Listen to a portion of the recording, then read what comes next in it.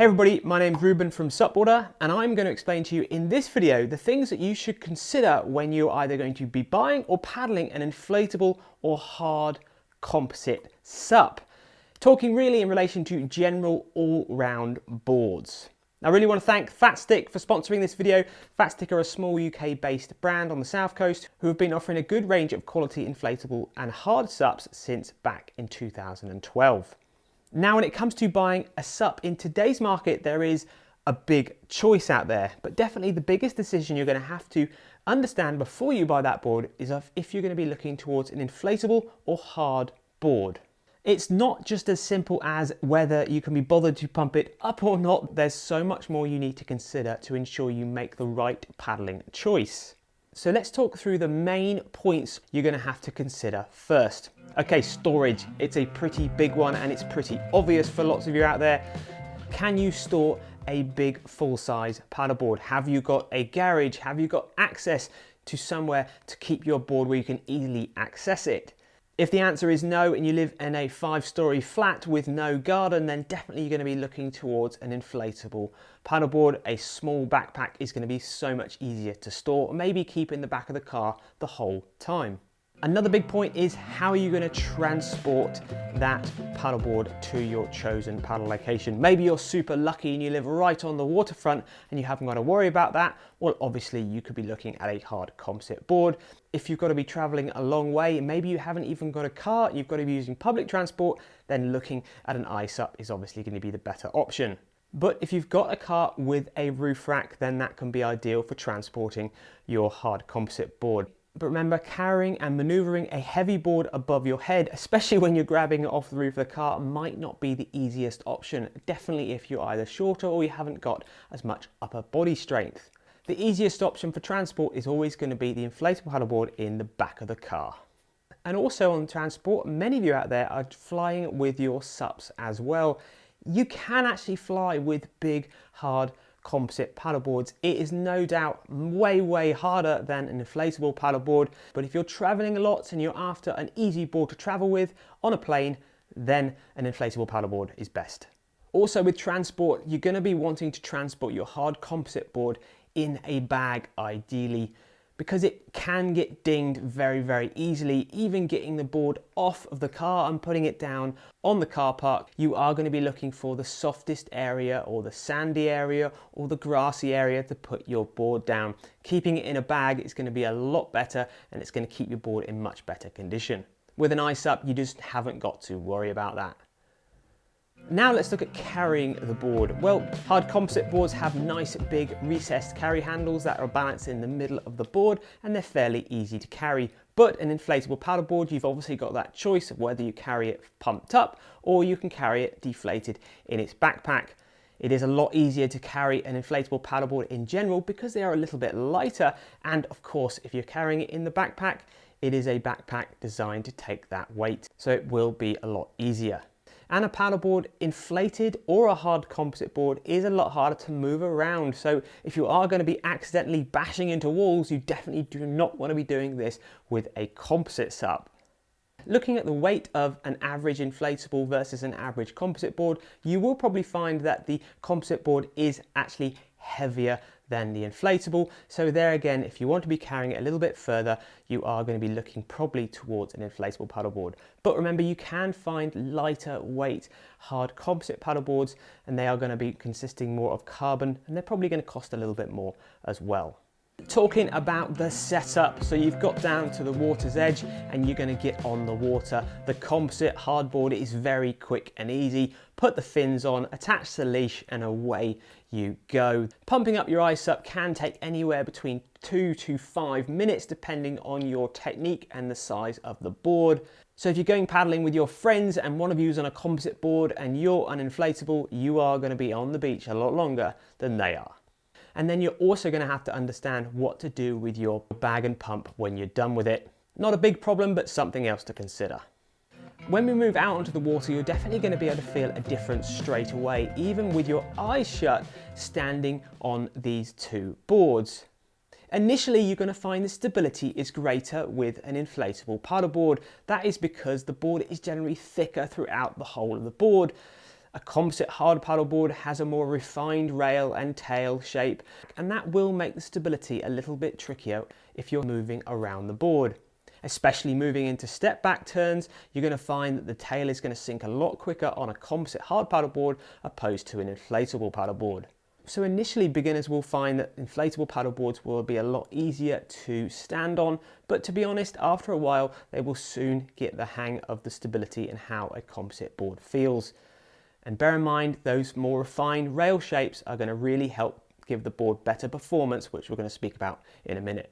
Overall, the stiffness of the two boards, you are going to find that the hard composite paddleboard is a lot stiffer. There is a lot less flex with that board.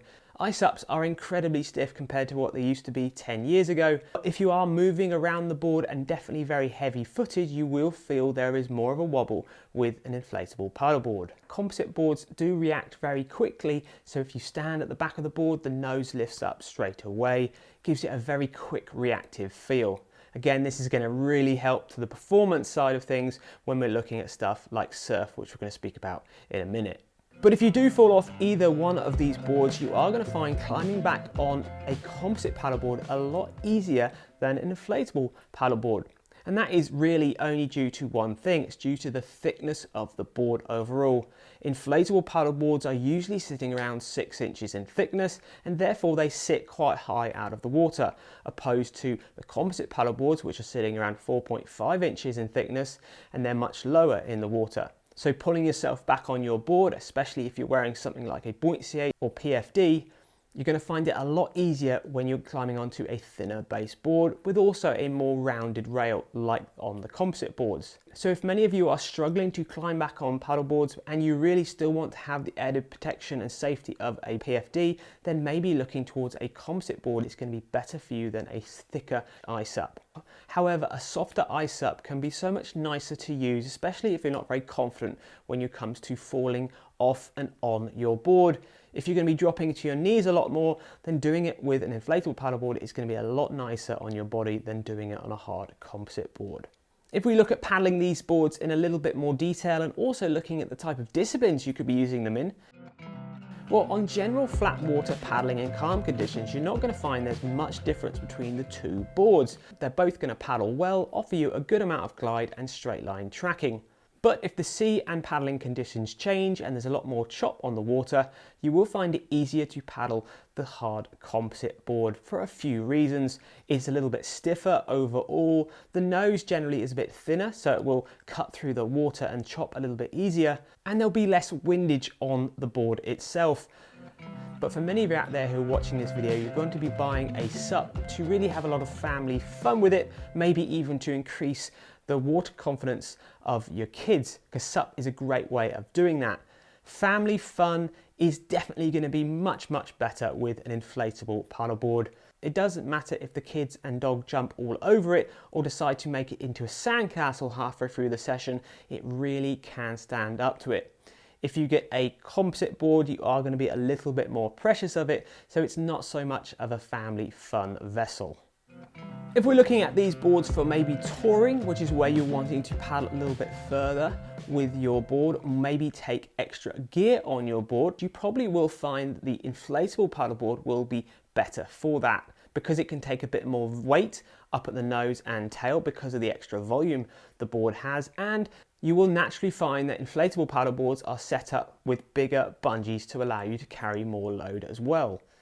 Also, when you go to get off the water, maybe after a bit of a tired, long session, you're not going to have to worry about damaging your inflatable paddleboard. You could pull it up the beach from its tail handle. It's very versatile, very easy, and very happy to be treated like that. You're not going to be doing that with a composite board.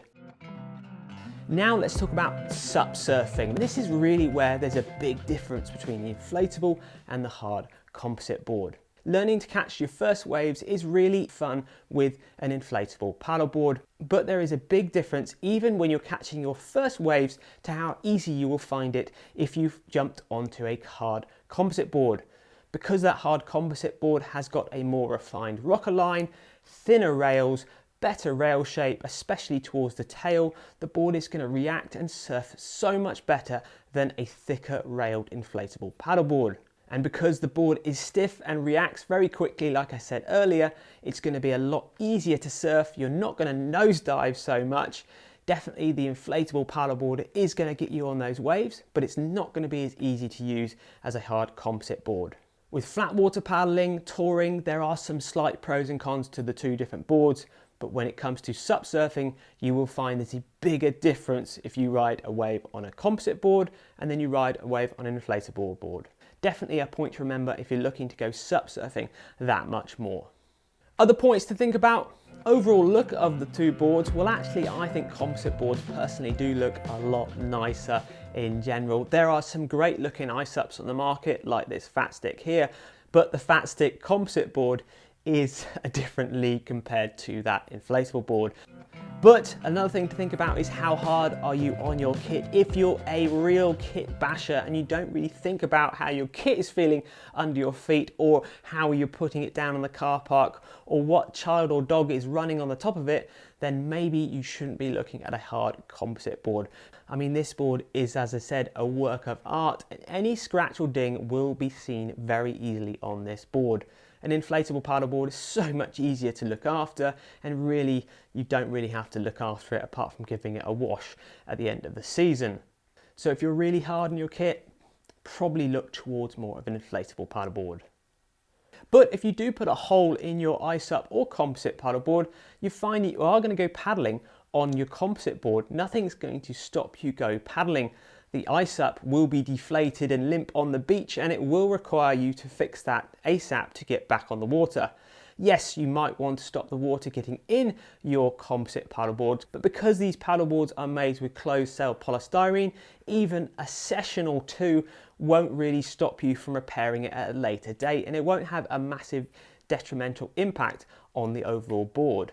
In general, there are still a lot more board repairers, and it's easier for you to repair a composite paddleboard than it is an inflatable paddleboard. There are now some amazing inflatable paddleboard repairers out there, but I do know that there is a certain point where inflatable paddleboards are not repairable, but you can still repair a composite paddleboard even if it snaps in half. Yes, the board might be getting heavier after that repair, but it's much easier to keep that board going. The next thing we'll speak about is lifespan, which is very closely linked. There is going to be a certain lifespan to your inflatable paddleboard. At a guess, it's hard to tell. For most brands out there, we're going to be looking at 10 to 12, maybe 15 years for inflatable paddleboards. Basically, the glue, the fabric, the UV rays will break down that plastic over time. The hard composite paddleboard is very much a one board for life. It will start to maybe not look as nice, and you might have more repairs over years and years, but the board will still keep going. So for a lot of you out there, maybe be aware of that. If you want one board to last you the rest of your life and you don't want it to go to landfill or any sort of recycling, then a composite board is best. This naturally leads us on to resell. If you're going to be reselling your board, you'll probably find that the composite hard paddleboard will hold its value slightly more unless you have been very, very harsh on your kit. It'll probably get a rock bottom price and it'll never be worth anything less than that. We see boards that are on the secondhand market now and they're still at the same sort of price that they were at 2 or 3 years ago. With an inflatable paddleboard, they may hold their value in the first few years, but then after a while they will depreciate much more than a composite hard paddleboard. And of course that brings us on to price. Composite hard paddleboards are generally more expensive than inflatable paddleboards, but there are boards from companies like Fat Stick who do sit very reasonable price points, sitting at about £700 to £900, and inflatable paddleboards are a lot cheaper, almost half that price point. But for many reasons that I've already said in the video, you might find that that price is well worth paying. But prices of SUPs and composite boards do vary hugely depending on the construction and quality and what's included in the board package. Fat Stick offer a complete package for composite boards, and these include bag, leash and fins, and a standard or carbon paddle. When you're looking at SUP packages, definitely you want to be looking for an SUP package that comes with a good package around the board. For example, Fatstick now are supplying standard quick release leashes as part of the package as standard. Now, if you're unsure of why it's important to be aware of a quick release leash, definitely watch some of our other videos where we talk about that on our SUP Safe series. You really need to be aware of moving water, using your board in moving water, and how important it is to either not wear a leash and wear a buoyancy aid or wear a quick release leash. So it's great to see that Fatstick are including that as standard. Also, whether you buy into a hard board or an SUP, you need to wonder what the brand is doing to reduce their environmental impact. Fatstick are a great example of where they partnership with the Tree Nation, which are planting 1 tree for every board sold, and also are in partnership with Ocean Co, a global movement dedicated to collecting 7 billion ocean-bound plastic bottles by 2025. In 2018, they were one of the first brands to remove single-use plastics from their SUP packages. So Fatstick are clearly an environmentally aware brand trying to do their bit to look after our environment, and I really recommend it's well worth you buying into a brand that has the same message behind them. So as you can see, there is lots to consider when deciding whether to go for an inflatable or hard composite. And the likelihood is there's always going to be a compromise. For example, if you want to have that board that surfs better, then you are going to have to be looking towards a hard composite board, and you are going to have to understand that board is way more fragile and harder to store and transport. But as always, if you can try before you buy, talk to other paddlers about the kit they've been using and why, it'll certainly help to make the better decision for you. We'd love to hear what your main reasons are for choosing an inflatable or hard board. Maybe it was a totally different reason that we've not even covered in this video. Please let us know. Remember to check out the Fatstick website to find out more about inflatable and hard paddle boards. Thank you very much. Hope you found this video interesting and informative. Subscribe to our YouTube channel if you haven't already, and we'll see you on another video soon.